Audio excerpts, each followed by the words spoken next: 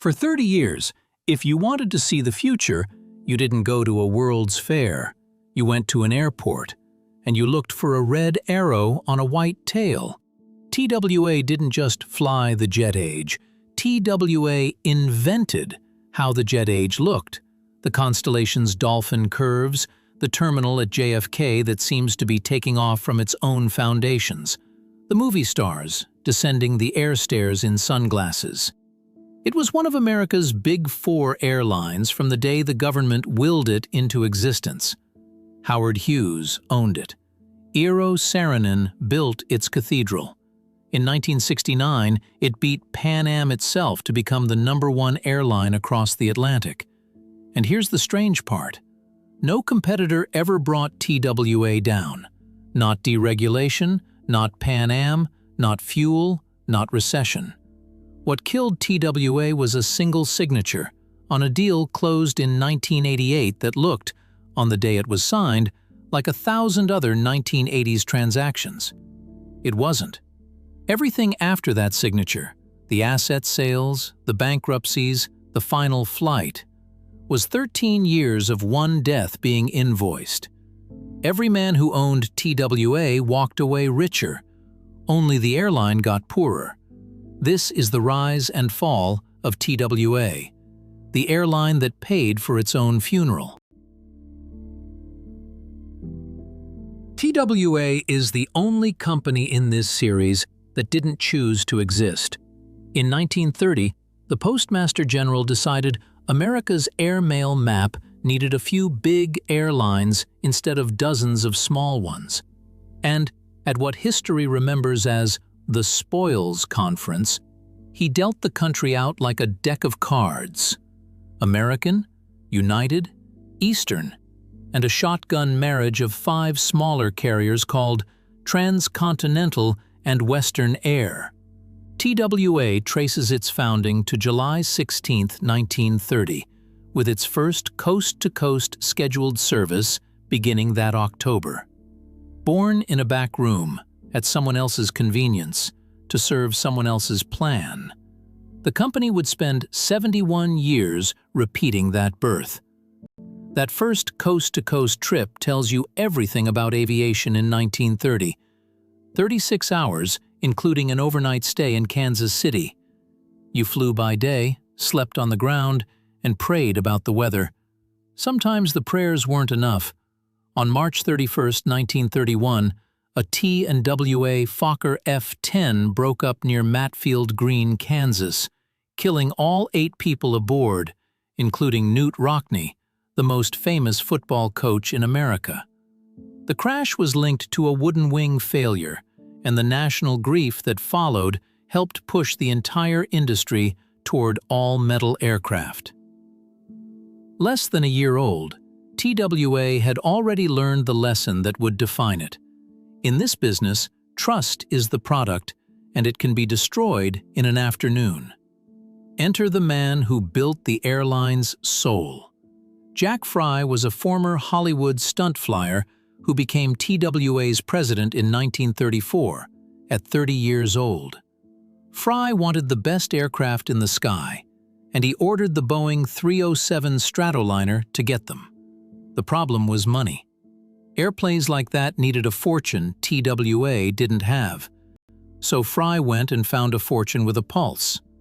In 1939, Howard Hughes, aviator, filmmaker, obsessive, and one of the richest men alive, began buying TWA stock at Fry's invitation. By 1944, he held a controlling interest. On paper, it was the deal of the century. TWA needed capital and got a genius who loved airplanes more than he loved money. What nobody wrote down was the price hidden inside the deal: absolute personal control of a major airline, concentrated in one increasingly erratic man for the next 2 decades. TWA had solved a money problem by handing over control. It never learned another way to raise money, and the next man to take control wouldn't love airplanes at all. For a while, a long, glorious while, The trade paid off spectacularly. Hughes didn't just fund aircraft, he obsessed over them. The Lockheed Constellation, introduced as TWA pushed into international routes in 1946, was partly shaped by his personal fixation, and it became the most beautiful piston airliner ever built. Triple tail, curved fuselage, an airplane that looked like it was moving while parked. On May 17, 1950, the company made its ambitions official. Transcontinental and Western Air became Trans World Airlines. Alongside Pan Am, TWA became America's second unofficial flag carrier, the airline of Rome, Paris, Cairo, and of every celebrity photographed on its air stairs. Then came the jets, and the first crack in the machine. In 1956, Hughes placed orders for the jet age. Boeing 707s and Convair 880s, 33 jets plus 30 of the 880s, totaling $497 million, committed by one man's signature. The 880 was pure Hughes, a fast, luxurious, distinctive gamble the market never rewarded. TWA suffered from its late entry into the jet age, and the financing for that $500 million order turned out to be a trapdoor. Because the Wall Street banks that financed the jets wanted oversight, and Howard Hughes, by now retreating into the seclusion that would consume him, refused to give it. Amid antitrust litigation he simply would not appear for, Hughes lost control of TWA around 1960-61, forced out by the very lenders who had paid for his fleet. He did not sell control. He had it taken from him, and he held his shares until 1966, when he finally let go for over $500 million. The man who lost the fight for TWA still left with the biggest payday in its history, a detail that reads like trivia in 1966 and like prophecy 20 years later. And yet, the momentum of what Hughes and Fry had built carried TWA to its absolute peak after he lost the keys. In 1962, the TWA Flight Center opened at JFK. Aero Saarinen's concrete bird, an architectural icon that made every other terminal on Earth look like a bus station.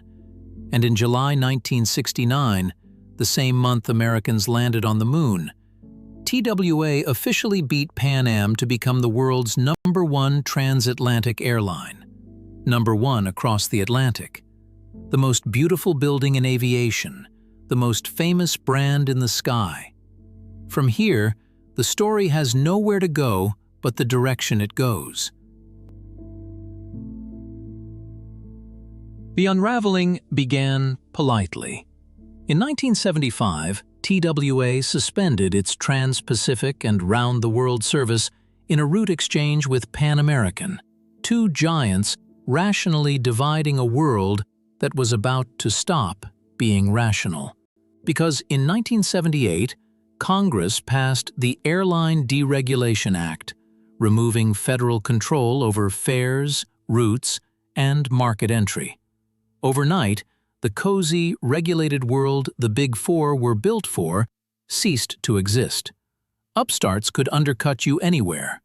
And an airline like TWA, with legacy costs, legacy contracts, and a revolving door of ownership where a strategic hand should have been, was suddenly not a national institution. It was prey. The predators arrived in 1985, and there were two of them. The first was Frank Lorenzo of Texas Air, fresh from breaking the unions at Continental, the most hated man in American labor. TWA's board and unions fought his bid with everything they had. The second was a New York financier named Carl Icahn. And here is the decision that sealed TWA's fate, made, heartbreakingly, by the people who loved the airline most. TWA's unions judged Lorenzo the greater threat and backed the devil they didn't know. They offered Icahn the wage concessions that let him outbid Texas Air. Machinists and flight attendants gave up part of their own paychecks to choose their own owner. Put a face on that sentence, because the rest of this story happens to him. Call him Ray, a TWA machinist. He isn't one man, he's a composite, built strictly from the documented record, and will say so on screen. In 1985, Ray takes the wage cut. He gives up part of his own paycheck to keep Frank Lorenzo away from his airline. And in early January 1986, Icahn's group secured majority control of TWA, which means Ray has just paid, out of his own pocket, for the privilege of picking a man whose business model was not operating companies, but extracting value from them. At first, it looks like Ray bet right. Icahn played builder. In March 1986, TWA agreed to buy Ozark Airlines for $242 million in cash. Regulators approved that September, and on October 27, 1986, Ozark ceased to exist, giving TWA a fortress hub in St. Louis. Ray's town now, Ray's airport. If the story stopped here, you could call it consolidation. It didn't stop here. In 1988, Icahn executed the signature maneuver of the decade, a leveraged buyout. He used around $470 million of his own money and leveraged TWA's own assets to take the airline private, saddling it with $540 million in debt. The purchaser booked a personal profit of roughly $469 million. The airline booked the loan. Stop the tape here because this is the frame where TWA dies. Not 1992, not 1995, not 2001. Those are just the dates the paperwork caught up. An airline that has to fly passengers profitably enough to service the debt incurred to buy that same airline is not carrying a burden. It is a body with the funeral pre-billed.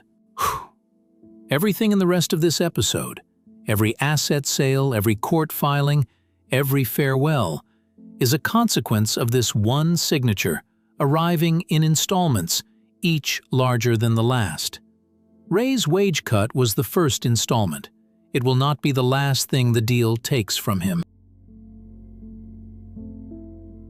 A company that is already dead doesn't collapse. It liquefies, asset by asset, and the order of the sales tells you what the owner valued least. The first organ to go was the crown jewel. In 1991, Icahn sold TWA's London routes, among the most lucrative international assets any American airline possessed, to American Airlines for $445 million. An international airline without London is an international airline in name only. Months later, in January 1992, TWA filed for Chapter 11 bankruptcy protection. Not a second blow, just the coroner's report on the 1988 deal, filed 4 years late. The 1991 sale took a piece of the airline's past. What came next took a piece of every ticket in its future. By 1995, TWA faced a looming default on $200 million owed not to a bank, but to Carl Icahn personally, and in August, it filed a second, pre-packaged Chapter 11 to settle with him. Buried in the settlement was the Karabu agreement. An Icahn-related entity won the right to buy TWA tickets at a 45% discount for 8 years and resell them. TWA said the arrangement cost it tens of millions of dollars a year, every year, for years afterward. The extraction had evolved from surgery into a tap left open, and the revenue draining through it was being generated by people like Ray, who had cut their own wages in 1985 to install this owner, and were now working, in part, to fund his discount. One event from these years stands apart, and honesty requires saying so plainly. It belongs to no financial thesis, and we won't pretend otherwise. On July 17, 1996, at approximately 8:31 p.m., TWA Flight 800, a Boeing 747-100 bound from JFK to Paris, exploded and crashed into the Atlantic near East Moriches, New York. All 230 people aboard were killed. Among them, Captain Ralph Kevorkian, 31 years a TWA pilot. The third deadliest aviation accident in American history. The NTSB's official and scientifically accepted finding was a fuel tank explosion from a short circuit. Some former investigators and advocacy groups continue to dispute this, and that dispute is itself back in the news for the 30th anniversary, which is today, July 17, 2026, as families gather at Smith Point County Park and newly released FBI records put the case back on front pages. No source ties the disaster to the airline's finances, and neither will we. But it fell on a company already too weak to absorb grief, and it took whatever glamour the brand had left down with it. Here's the cruelest part of the funeral. The people inside kept trying to cancel it. After 1996, TWA drove its average fleet age from 19 years down to 16.2 by the end of 1998. A genuine renewal on borrowed money. But of 192 aircraft, TWA owned just 47. The other 145 were leased. And the renewal was paid for in people. Headcount fell to 22,540, down 10% from the end of 1996. Ray is in that 10%. 13 years after cutting his own wages to save the airline saves itself by cutting him, and the severance check clears from a company that is still, under Karabu, effectively writing checks to its former owner. An airline that owns almost nothing, leases almost everything, and pays a man who no longer owns it is not a company anymore. It's a countdown. The countdown ended on January 10, 2001, when TWA entered bankruptcy court for the last time. And this filing finally said out loud what had been true since 1988. It came coupled with an agreement to sell the airline's assets under Section 363 of the Bankruptcy Code. Not a restructuring, an estate sale, with the family still living in the house. American Airlines, the buyer of the London routes a decade earlier, agreed within weeks to acquire TWA out of bankruptcy, completing the deal on April 9, 2001.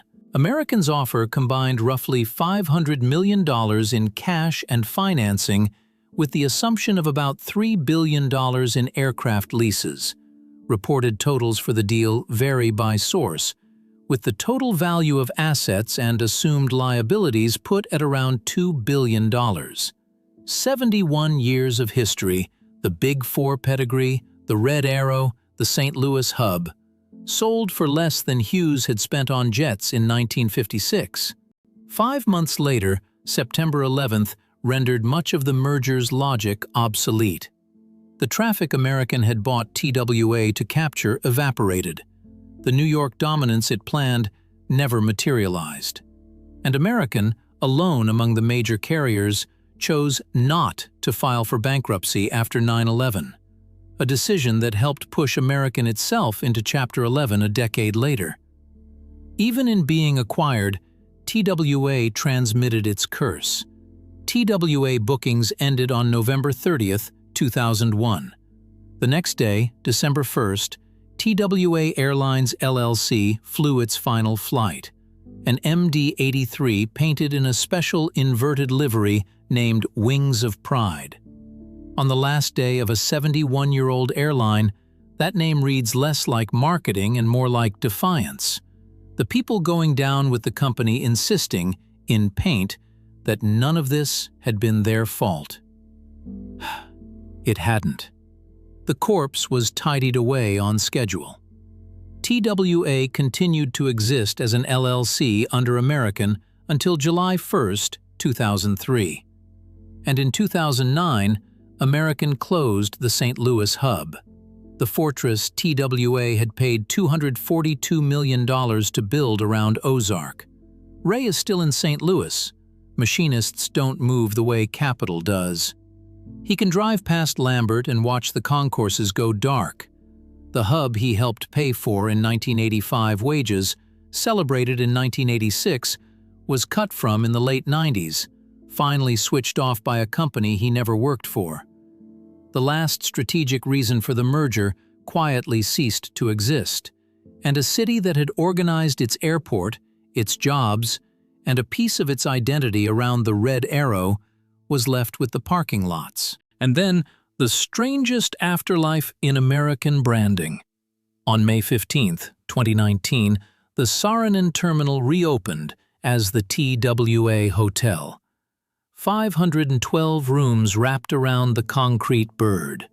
Skytrax ranked it North America's best airport hotel and the world's third best in 2024, and again in 2025.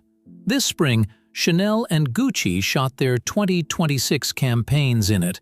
The brand's ghost is doing more cultural work as a hotel lobby than most living airlines manage with a fleet. People sleep inside the red arrow now. Almost none of them flew it. Here's what makes TWA worth 20 minutes of your time in 2026. No airline shot it down. And the two men who defined it were not running the same scheme. That's what makes it worse. Howard Hughes lost control against his will, carried out by the banks that financed his jets, and still left with over $500 million. Carl Icahn took control on purpose, invited in by workers who cut their own pay to keep a worse man out, and engineered the exit from the start.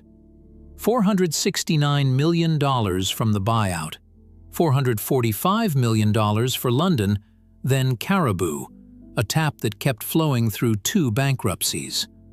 Opposite tragedies, one man's obsession, the other man's arithmetic, with an identical result. Whoever controlled TWA left with roughly $500 million, and the airline was left holding the bill. The kill line was 1988. A company forced to earn the debt that bought it isn't a business anymore. It's the collateral for someone else's trade. The paperwork took 13 years, but the outcome was already filed. And the installments were paid by the $22,540 still on the payroll at the end, and by every Ray in a hub city that no longer has one. Wages in 1985, a job in the late 90s, an airport in 2009. A company can survive bad owners. It cannot survive becoming the product its owners are selling. Control is the one asset you can only sell once. Everything after that is just negotiating the funeral. If this story was worth your time, the next one is closer to home. A name that was on every American main street for a century, until the people running it bet the whole street on one hand. Subscribe, and you'll be there when it drops.